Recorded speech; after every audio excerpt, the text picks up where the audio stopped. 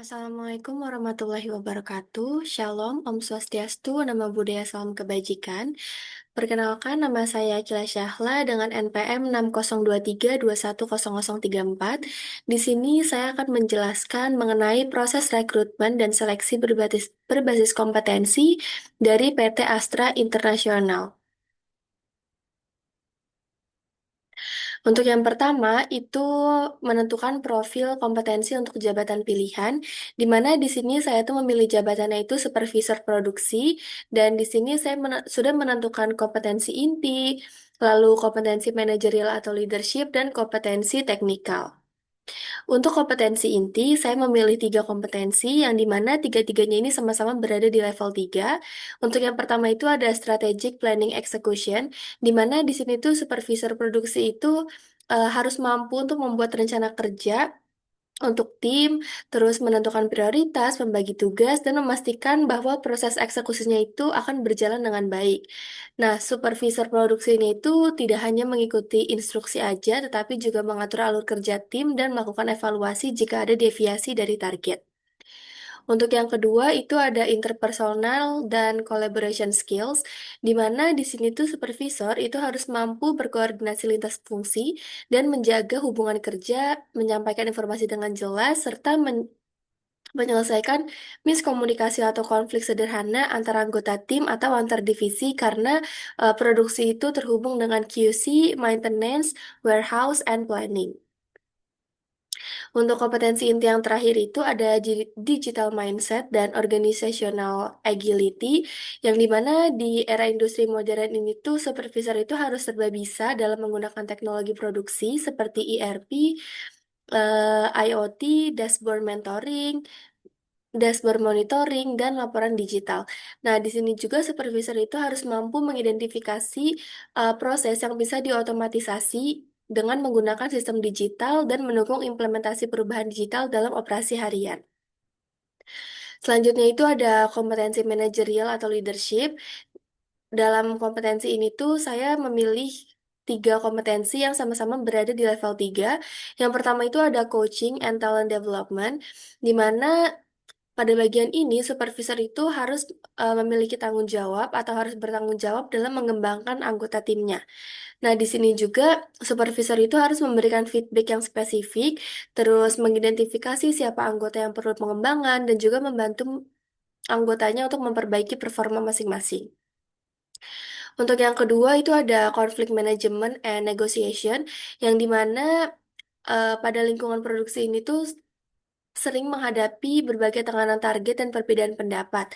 Nah, pada kondisi seperti ini, supervisor itu harus mampu yang namanya menangani konflik operasional dengan menggunakan komunikasi yang asertif, dan juga supervisor harus mampu untuk mencapai win-win solution supaya prosesnya itu bisa tetap berjalan dengan baik. Dan supervisor juga tidak hanya bisa untuk meredam konflik aja, tapi juga harus bisa untuk mencari solusi yang sistemik supaya konflik ini itu tidak berulang. Dan yang ketiga itu ada change leadership atau resilience, di mana di sini tuh terjadi perubahan SOP, mesin, metode produksi, dan target, dan hal itu tuh adalah hal yang umum. Dalam kondisi seperti ini, supervisor itu harus mampu yang namanya menenangkan tim saat transisi, membantu anggota beradaptasi, mengelola resistensi, dan juga memastikan bahwa operasinya itu akan tetap berjalan dengan stabil. Selanjutnya itu ada kompetensi teknikal. Pada kompetensi ini, saya memilih tiga kompetensi yang sama-sama berada di level 3.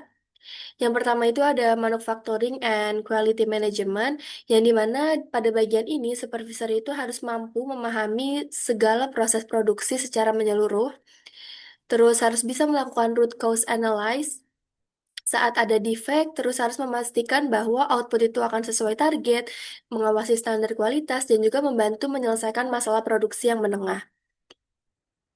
Yang kedua itu ada project dan operational management, yang dimana pada bagian ini supervisor itu harus bertanggung jawab terhadap operasional harian, dan juga harus melakukan pengawasan pekerjaan tim kecil, menyusun timeline operasional dasar, mengelola risiko operasional, dan juga memastikan bahwa pekerjaan hariannya itu akan berjalan sesuai dengan rencana. Dan yang terakhir itu ada supply chain and logistic optimization, yang dimana pada bagian ini supervisor itu harus memahami dasar-dasar logistik karena hal tersebut itu berkaitan dengan stok material dan alur dari produksi. Dan juga supervisor itu harus mampu memeriksa inventory, memastikan bahwa alur pengiriman internal itu berjalan dengan baik, mengoptimalkan penataan gudang, dan juga melakukan analisis dasar supply chain untuk efisiensi. Selanjutnya itu penyusunan kriteria screening berbasis kompetensi. Yang pertama itu ada indikator dari kualifikasi awal dalam CV-nya. Yang pertama itu indikator yang saya pilih adalah pengalaman yang relevan. Pada bagian ini tuh saya memilih 4 poin penting. Yang pertama itu ada pernah mengawasi tim produksi atau operator, lalu berpengalaman QC, produksi, manufaktur, Kaizen atau TPM. Selanjutnya itu pengalaman menggunakan ERP, IoT, atau tools di digital industry. Dan yang terakhir itu harus pernah memimpin shift atau tim kecil. Untuk indikator yang kedua, itu ada bukti perilaku atau behavioral evidence. Di sini itu ada 4 poin teratasnya juga. Yang pertama itu ada contoh nyata dalam menyelesaikan konflik tim, lalu pernah melakukan root cause analysis, lalu pernah memberikan coaching atau feedback kepada juniornya, dan yang terakhir itu pernah memimpin improvement proses. Terus untuk indikator yang ketiga itu pencapaian teknis. Di sini tuh ada 3 poin. Yang pertama itu ada peningkatan yield, penurunan defect rate, dan peningkatan output. Untuk poin yang kedua itu menyusun SOP, dan mengimplementasikan digital tools. Dan untuk poin yang terakhir itu terlibat dalam proyek efisiensi atau quality improvement. Pada bagian nomor 2 ini juga saya membuat template form screening CV yang dimana di sini tuh ada 3 tabel. Untuk yang pertama itu ada tabel dari komponennya, terus kriteria dan juga ada atau tidak. Di sini tuh ada komponennya seperti yang sudah saya jelaskan tadi, yaitu pengalaman relevan, lalu bukti perilaku dan juga pencapaian teknis. Lalu saya di sini menambahkan untuk rekomendasi screeningnya akan lolos atau tidak. Untuk tabel ada atau tidak ini tuh maksudnya misalnya pada pengalaman yang relevan itu di poin pertama itu ada pengalaman di produksi atau manufaktur lebih dari 1 sampai 2 tahun. Misalnya calon kandidatnya itu sesuai dengan kriteria tersebut, maka pada tabel ada atau tidak itu bisa untuk diberikan tanda checklist. Selanjutnya untuk nomor 3 itu mendesain pertanyaan wawancara berbasis kompetensi atau CBI. Di sini tuh saya memilih 5 kompetensi kuncinya. Itu yang pertama ada manufacturing and quality management. Di mana di sini tuh saya memasukkan satu pertanyaan intinya, yaitu ceritakan situasi ketika Anda melakukan analisis masalah kualitas atau defect, apa tindakan Anda dan bagaimana hasilnya. Untuk indikator perilakunya itu bisa melakukan root cause analysis, menggunakan data atau QC tools, mengusulkan solusi dan mengimplementasikannya, dan juga memastikan output itu akan sesuai dengan target. Dan di sini tuh untuk penilaian levelnya, saya memasukkan ini ke dalam level 3, yang dimana artinya itu supervisor itu harus mampu memimpin perbaikan kualitas dan bukan hanya melaporkan masalah. Untuk yang kedua itu ada strategic planning and execution. Di sini tuh ada pertanyaan intinya yaitu ceritakan pengalaman Anda membuat rencana kerja untuk tim dan bagaimana Anda memastikan eksekusinya itu berjalan sesuai target. Untuk indikator perilakunya itu bisa menyusun rencana tim, mengalokasikan tugas, monitor progres, dan juga perbaikan bila ada deviasi. Untuk penilaian levelnya itu saya juga memasukkan di level 3 yang dimana kandidat kandidat ini tuh harus mengelola tim, bukan bekerja secara individual.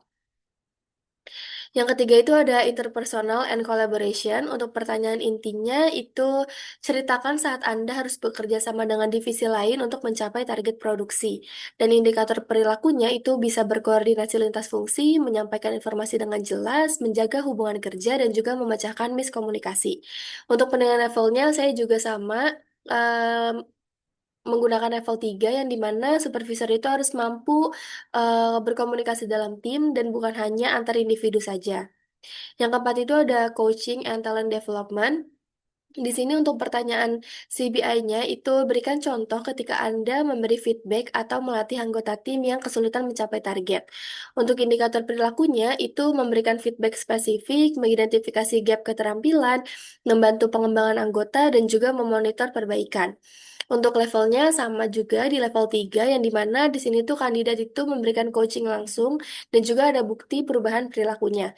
Dan untuk yang terakhir itu ada konflik manajemen. Dengan pertanyaannya itu ceritakan situasi ketika Anda menyelesaikan konflik antara anggota tim dan apa yang Anda lakukan. Indikator perilakunya itu mendengarkan kedua pihak, mengidentifikasi akar konfliknya, memberikan solusi sistemik, dan juga mencapai kesepakatan yang adil. Untuk penilaian levelnya itu sama-sama di level 3, yang dimana di sini tuh supervisor harus mampu menyelesaikan konflik operasional dan mencegah konflik terulang. Baik, sekian penjelasan dari saya mengenai proses seleksi dan juga rekrutmen di PT Astra International Tbk. Kurang lebihnya mohon maaf. Wassalamualaikum warahmatullahi wabarakatuh.